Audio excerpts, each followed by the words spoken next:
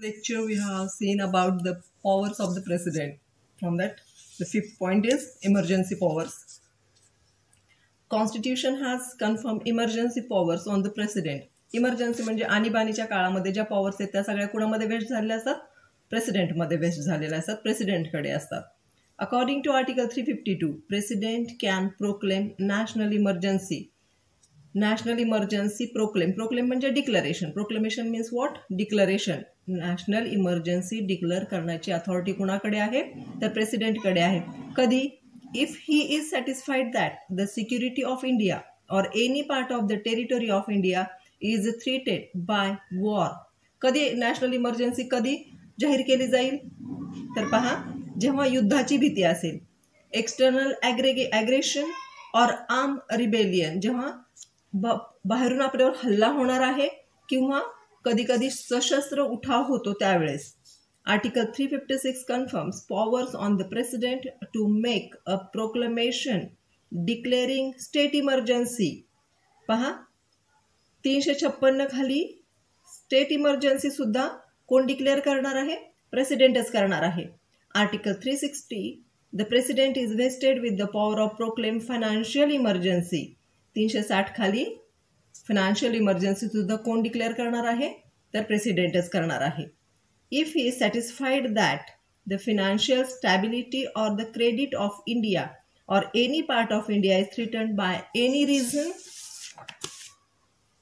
पहा, आणीबाणीचा आहे, तुम्हाला इमर्जन्सीचा टॉपिक झालाय की आत्ताच्या सिलेबसमध्ये ते पाहावं लागेल. बट आणीबाणी म्हणजे काय? तर जेव्हा खूप सारं बरकी आक्रमण होणार असतं त्यावेळेस आणीबाणी डिक्लेअर केली जाते, किंवा सशस्त्र उठाव केला जातो तेव्हा आणीबाणी डिक्लेअर केली जाते. मग ती संपूर्ण नॅशनल इमर्जन्सी असू शकेल किंवा स्टेट वाईज सुद्धा इमर्जन्सी डिक्लेअर करण्याचा अधिकार कुणाला आहे? फक्त प्रेसिडेंटला आहे. Okay. Then military power. Point 6 हा मिलिटरी पॉवरचा आहे.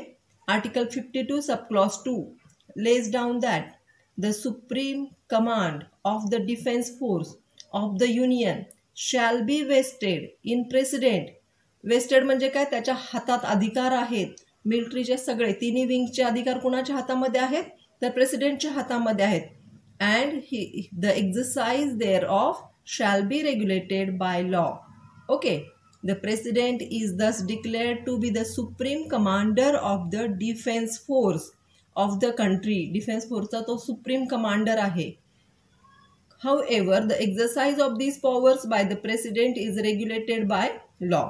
According to Article 53 subclause 2, Parliament is empowered to regulate or control the exercise of the military powers by the president. Military powers can be exercised by the president in accordance with the advice given by the cabinet. Military पॉवरच्या ज्या authorities आहेत त्या कुणाच्या तर्फे चालवल्या जातात? तर president कुणाचा सल्ला घेतो? मंत्रिमंडळाचा सल्ला घेऊन या अथॉरिटीज वापरल्या जातात, या पॉवर्स वापरल्या जातात. त्याच्यानंतरची पॉवर आहे diplomatic power. As president is the head of the state. President हा स्टेटचा प्रमुख आहे. He enjoys various diplomatic powers. त्याच्याकडे सगळ्या डिप्लोमॅटिक पॉवर्स असतात. He is entitled to send the diplomatic representative to India. तो काय आहे? तर डिप्लोमॅटिक रिप्रेझेंटेटिव्ह जे आहेत ते भारताबाहेर पाठवण्याची जबाबदारी कोणाची आहे? तर प्रेसिडेंटची आहे. To other countries. Also he can receive the diplomatic representative of the foreign country to India. जे फॉरेनचे लोक येतात, ॲम्बेसिडर्स येतात, किंवा फॉरेनचे जे आपल्याकडे राहणारे लोक असतात, किंवा आपण जे डिप्लोमॅटिक पाठवतो बाहेर, किंवा बाहेरच्या देशातले लोक डिप्लोमॅटिक आपल्याकडे येतात, त्या सगळ्या अथॉरिटीज प्रेसिडेंटकडे आहेत. So here all treaties and the agreements with foreign states are entered into the name of president. The treaties आहेत जे तह केले जातात, किंवा जे करार केले जातात, किंवा जे ॲग्रीमेंट्स होतात दोन देशांमध्ये, ते सगळे प्रेसिडेंटच्या नावाने केले जातात. President is very supreme authority. So here in this way president is the constitutional head of the Indian Republic. Article 53 sub clause 1 says that the executive power of the union shall be vested in the president, shall be exercised by him either directly or through officers subordinate to him. Okay, president हा constitutional head आहे Indian रिपब्लिकचा. And article जे आहे 53 sub clause 1 says that the executive power of the union shall be vested in the president. Shall be exercise, ज्या executive powers आहेत प्रेसिडेंटकडे तो स्वतः exercise करेल किंवा तो त्याच्याकडचे जे सबऑर्डिनेट ऑफिसर्स आहेत त्यांच्याकडून त्या करून घेईल. Okay, now we will see election of the president. प्रेसिडेंटचं इलेक्शन कसं होतं ते आपण पाहणार आहोत. The election of president shall be held in accordance with the system of proportional representation by means of a single transferable vote. जे सभागृहातले लोक आहेत त्यांना प्रत्येकाला एक एक वोट देण्याचा अधिकार आहे. The votes of the people are represented by the votes of their MLAs and MPs. आपण जे वोट देतो MLA आणि MPs आपण निवडून देतो ते काय करतात, एक एक वोट देतात आपल्यातर्फे. Therefore, the number of votes which on an MLA or MP is entitled to cast in the presidential election depends upon the ratio of population of the state. Underline करा, प्रत्येकाला एक मतदानाचा अधिकार आहे, पण जर एखाद्याचं पॉप्युलेशन जास्त असेल तर एकापेक्षा जास्त मत देण्याचा सुद्धा अधिकार आहे. ओके, फॉर एक्झाम्पल पाहूया. The population of Andhra Pradesh is 6,63,04,854 आहे. ओके, म्हणजे 6,63,04,854 एवढा आहे. The total number of MLAs of Andhra Pradesh is 294 आहेत. The total population of Andhra Pradesh shall be divided by the total number of MLAs. पॉप्युलेशनला आपण कशाने divide करणार आहोत, तर MLAच्या नंबरने. The quotient comes, the quotient काय आला, the quotient shall be divided by 1000. जे उत्तर येईल त्याला 1000 भागणार आहोत. The second quotient is the value of the number of votes which the MLA is entitled. पहा आता कसं आहे ते. ऍक्च्युली याच्यावर तुम्हाला शॉर्ट नोट येते, जास्त टेन्शन घेण्याची गरज नाहीये. So here we have taken the population of Andhra Pradesh divided by number of MLAs. Okay, answer is 2,25,526. ह्या झाला कोशंट आला, याचा आन्सर एवढा आलं. आता याला आपण कशाने भागणार आहोत, 1000ने. त्याचं उत्तर आलं 226. ओके, आता each MLA will have the number of votes 226. Total number of Andhra Pradesh 66,444. The remainder if comes below than 500 is rejected. Okay, पहा हे प्रेसिडेंटच्या इलेक्शनचं हे ताळबंद आहे. आता मोड ऑफ वोटिंग, कशा पद्धतीने वोट द्यायचा आहे त्याचं जास्त टेन्शन घेऊ नका कॅल्क्युलेशनचं. फक्त वरचा पॅराग्राफ लक्षात ठेवला तरी चालेल. कॅल्क्युलेशन तुमच्या समजण्यासाठी आहे ते, आणि उत्तरात जर लिहिता आलं तर well and good. Mode of voting, the election of the president shall be held in accordance with the system of proportional representation by means of a single transferable vote. Single transferable vote देऊन काय करायचं आहे, एक single transferable vote करण्याचा अधिकार प्रत्येकाला आहे इथं. Each voter has to give preferential votes, that is first vote, second vote. So suppose the total number of votes is 20,000. The candidate who gets 10,001 votes or more shall be declared as elected. Preferential vote म्हणजे आपण number द्यायचा, की ह्याचा 1 number, याचा 2 number, असं प्रत्येक जण ते करू शकतं. एखाद्या उमेदवाराला जर 10,001 वोट मिळाले, 20,000 पैकी 10,001 मिळालं तर तो जिंकला. Suppose there are 3 candidates A, B and C. If in first counting they got the votes as under. पहिल्या काउंटिंग मध्ये A ला 8,000 मिळाले, B ला 7,000 मिळाले आणि C ला किती मिळाले, 5,000 वोट मिळाले. Here no candidate got the required vote, that is 10,001. Hence second counting starts. आता दुसरं काउंटिंग सुरू होईल. इन द सेकंड काउंटिंग पहा किती आहेत, 20,000 वोट्स आहेत हे लक्षात ठेवायचं. Hence second counting starts. In the second counting, the last candidate C is eliminated from the counting. आता C ला 5,000च मिळालेत ना पहिल्या राऊंड मध्ये, तर तो एलिमिनेट होणार, त्याच्यातून काढून टाकणार त्याला. आता दोघांमध्येच काउंटिंग सुरू होईल.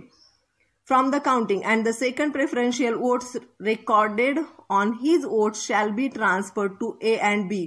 आणि जर समजा दुसऱ्या याच्यामध्ये Cच्या नावावर काही वोट्स असतील तर A ला किंवा B ला ते ट्रान्सफर केले जातील. Okay, for example, second preferential votes vested of C like this 3,000 to A and 2,000 to B. Now these votes shall be added to A and B.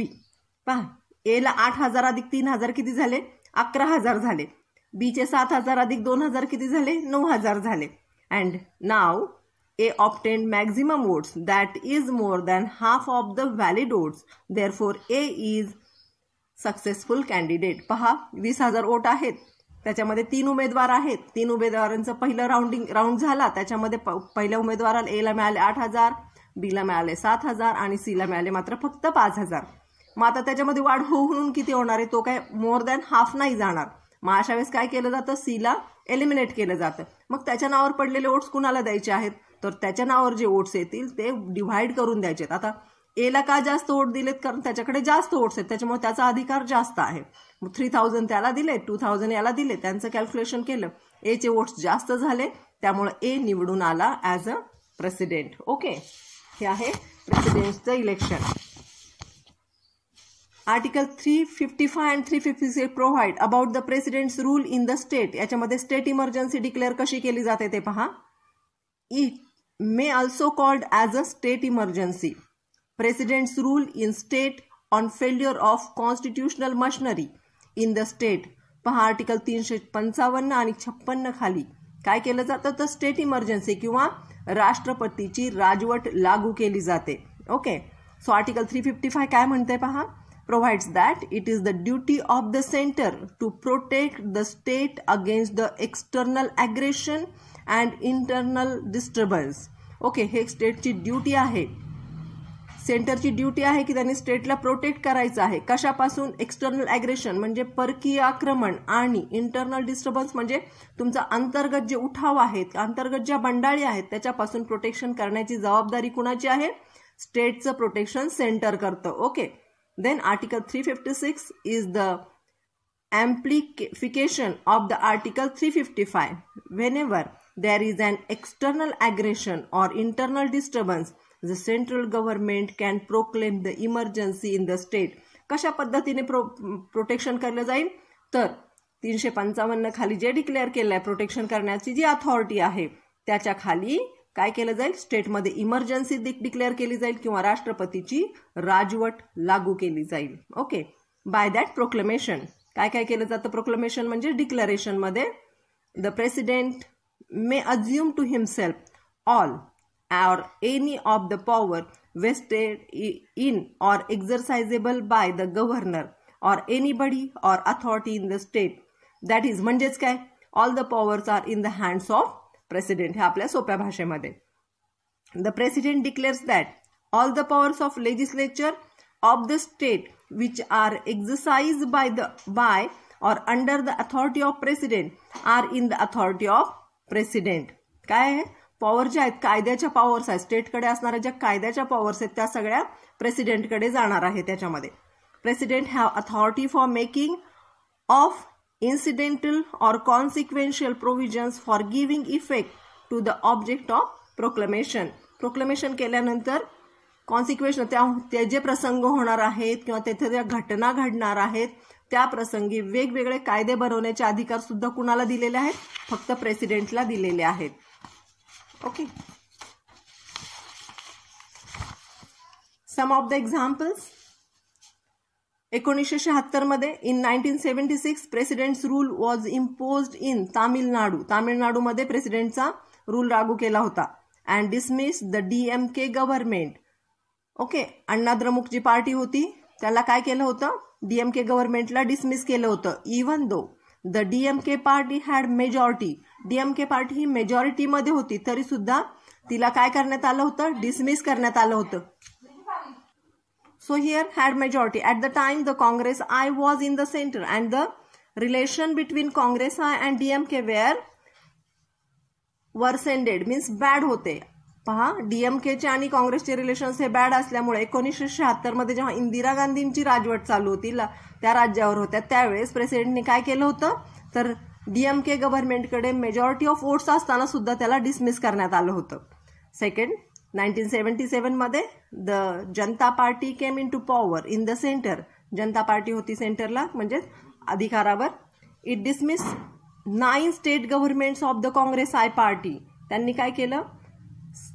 State गव्हर्नमेंटला जे Congress I party होती ती dismiss करून टाकली. Rajasthan, UP, MP, Punjab, Orissa, Bihar West Bengal, Haryana and impose the president's rule. या ठिकाणचे जे काँग्रेस आयच्या पार्ट्या निवडून आल्या होत्या तरी पण त्या डिसमिस करून त्या ठिकाणी राष्ट्रपतीची राजवट लागू करण्यात आली. इफेक्ट ऑफ स्टेट इमर्जन्सी काय आहे पहा.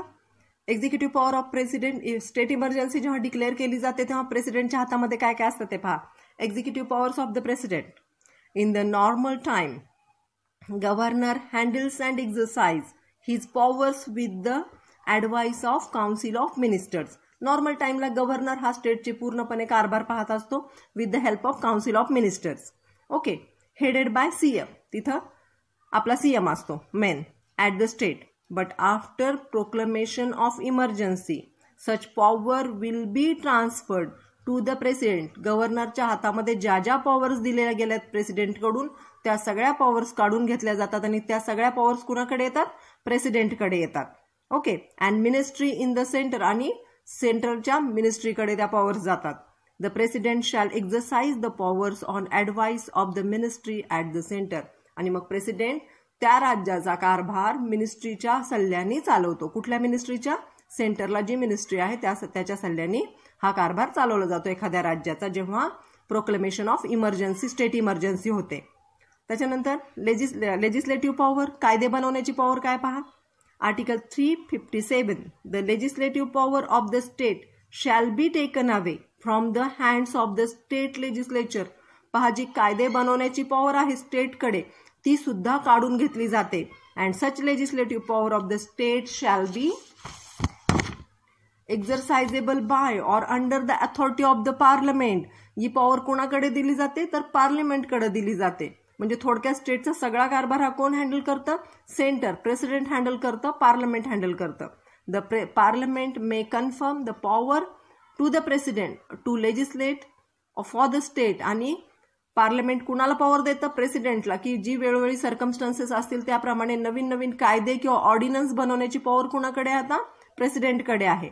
The president may be empowered to such a delegate the power to legislate for the state. To delegate म्हणजे हस्तांतरित करणे. सब delegate the power to the legislate for the state. त्याच्यानंतर article 357 काय बोलतं ते पाहूया. आर्टिकल 357 क्लॉज 2 काय प्रोव्हाइड करतं. Provide that the laws made at the time of emergency by parliament or the president or other authority will remain, underline kala, will remain as it is until it altered or repealed. Repealed म्हणजे काय. to cancel or amended by the competent legislature or other authority. हे जे कायदे बनवले गेले आहेत, जे कायदे कोण बनवतं. पार्लमेंट बनवतं किंवा प्रेसिडेंट बनवतं. हे कायदे जोपर्यंत रद्द केले जात नाहीत किंवा अल्टर्ड म्हणजे बदलले जात नाहीत किंवा अमेंड केले जात नाहीत, त्याच्यामध्ये घटना दुरुस्ती केली जात नाही, तोपर्यंत हे कायदे आहेत तसेच राहतात. Okay. In the case SR Bommai and others versus union of India and others. ही केस आहे 1994ची. ओके. सुप्रीम कोर्टाची केस आहे. या केसमध्ये पाहूया फॅक्ट्स काय दिलेले आहेत त्या. Elections were held to the Karnataka state. Karnataka स्टेटमध्ये इलेक्शन हे केलं होतं, डिक्लेअर केलं होतं. लेजिस्लेटिव्ह असेंब्ली ऑन कधी. 5 March 5/3/1985. Janata Dal on the majority. Janata Dal निवडून आलं होतं मेजॉरिटीने. Shri R.K. Hegde was elected as the leader of Janata Dal. हे R.K. हेगडे होते ते लीडर ऑफ द जनता दलचे निवडून आले होते. And also as the chief minister. ते चीफ मिनिस्टर सुद्धा होते.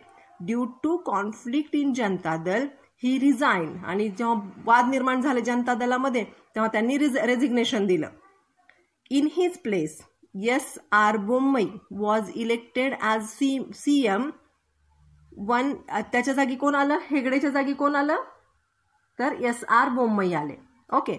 1 Kalyan Molakeri and 19 others defected from Janata Dal and wrote later to the governor that Bommai had no majority. हे त्यांच्यापैकी जे कल्याण आणि 19 others होते ते काय झाले. डिफेक्ट झाले म्हणजे वेगळे झाले आणि त्यांनी गव्हर्नरला पत्र पाठवलं की SR बोम्मईला मेजॉरिटीनी मतं नव्हती म्हणून. Okay. Bommai met the governor and ask him to give a chance to prove his majority. Bommai गव्हर्नरला भेटले आणि म्हणाले की माझी मेजॉरिटी सिद्ध करण्याची संधी मला देण्यात यावी. In the floor, governor instead of giving floor test sent a report to the president. त्यांनी फ्लोअर टेस्ट घेतलीच नाही की मेजॉरिटी आहे किंवा नाही ते टेस्ट केलीच नाही आणि डायरेक्ट मध्ये रिपोर्ट कोणाला पाठवला? प्रेसिडेंटला. That the constitutional machinery in Karnataka was failed. त्यांनी सांगितलं की कॉन्स्टिट्युशनल मशिनरी काय झाली आहे? फेल्ड झाली. कॉन्स्टिट्यूशन इथे काम करत नाहीये आता.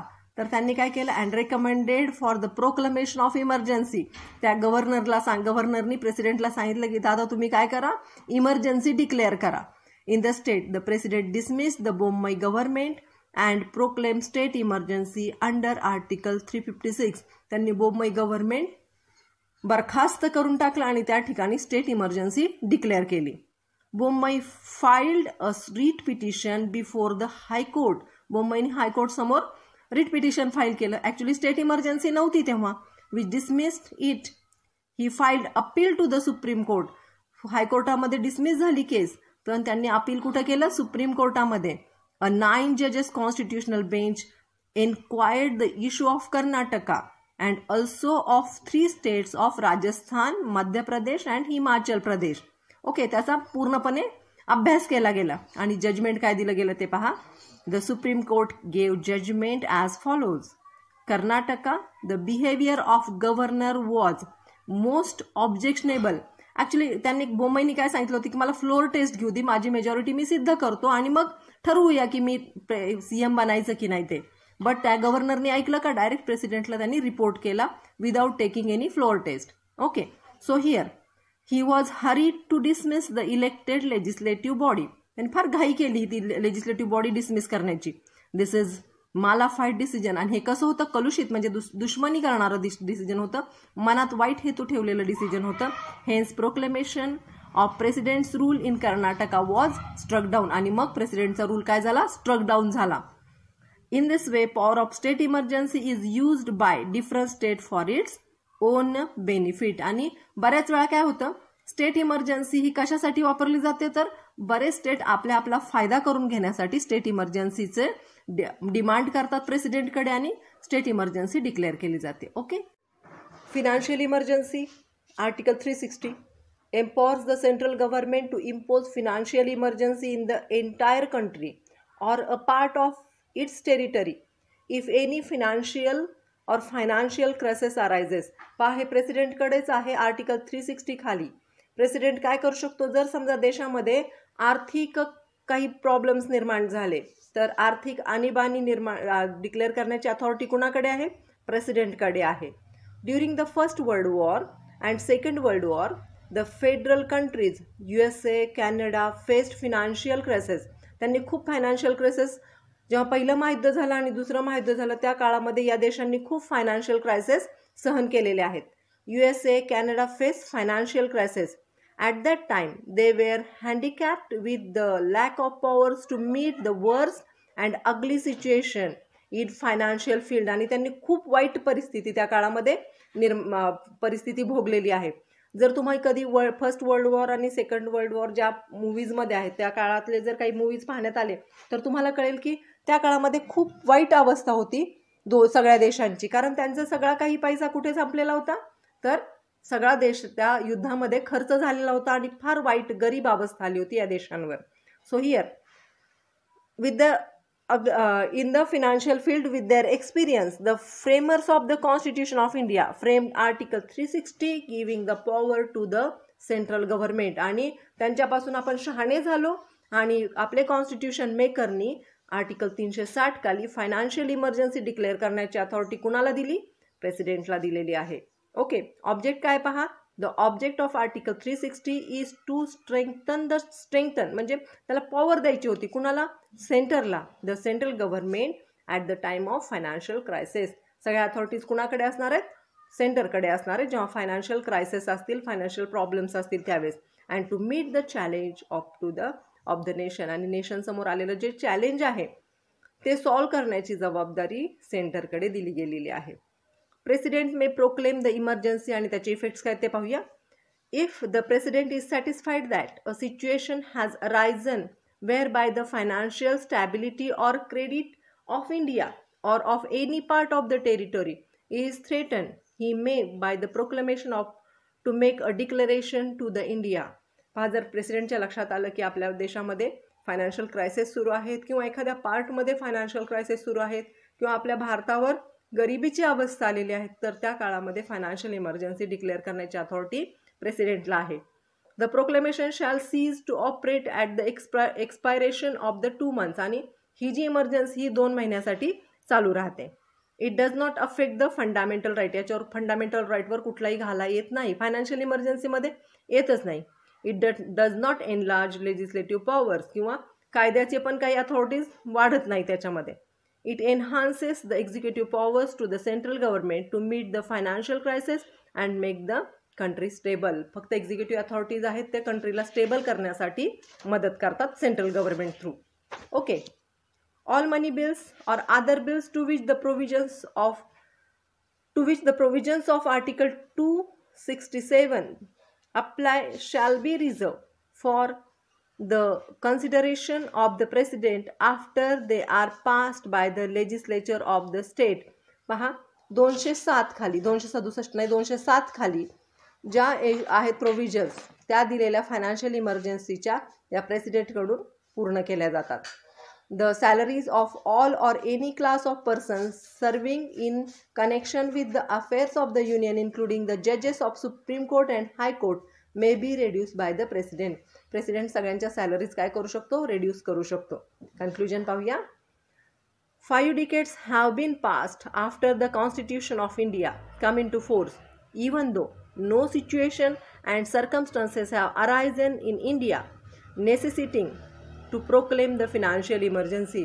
आपल्या भारताचं कॉन्स्टिट्यूशन बनवून जवळजवळ 5-6 दशकं झालेली आहेत, तरीसुद्धा याच्यामध्ये कुठल्याही पद्धतीने आपल्याला फायनान्शियल इमर्जन्सी फेस करावी लागली नाही किंवा फायनान्शियल इमर्जन्सी भारतामध्ये डिक्लेअर केली गेलेली नाही. Particularly certain Asian countries, that is Malaysia, Korea, Japan, Indochina, etc., which are called as Asian tigers in economy, were heavily damaged in 1995 to 98 years. म्हणजे 95 ते 98 या सगळ्या देशांनी फार फायनान्शियल क्रायसिस भोगलेले आहेत. However, India could withstand its stability in economy. आपल्या भारताची economy मात्र स्टेबल आहे. It surprised international economies at one time during the period of Chandrasekhar as a prime minister. 45 tons of gold were sold in international market. आपलं 45 ton सोनं चंद्रशेखर जेव्हा prime minister होते त्या काळामध्ये विकलं गेलं होतं. इट डिफिटेड म्हणजे हे वाईट आहे ना, our reputation internationally to certain extent. After PV Narasimha Rao assuming into power, he and Manmohan Singh brought several changes in India's economy. Manmohan Singh आणि PV नरसिंह राव यांनी बरेचसे इकॉनॉमिकल चेंजेस आणले. इकॉनॉमीच्या याच्यामध्ये भारताच्या इकॉनॉमीमध्ये बरेचसे बदल घडवून आणलेले आहेत. आणि आपल्या भारताने जेव्हापासून आपल्याला स्वातंत्र्य मिळालं तेव्हापासून आपण कधीही कुठल्याही प्रकारची फायनान्शियल क्रायसिस फेस केलेले नाही.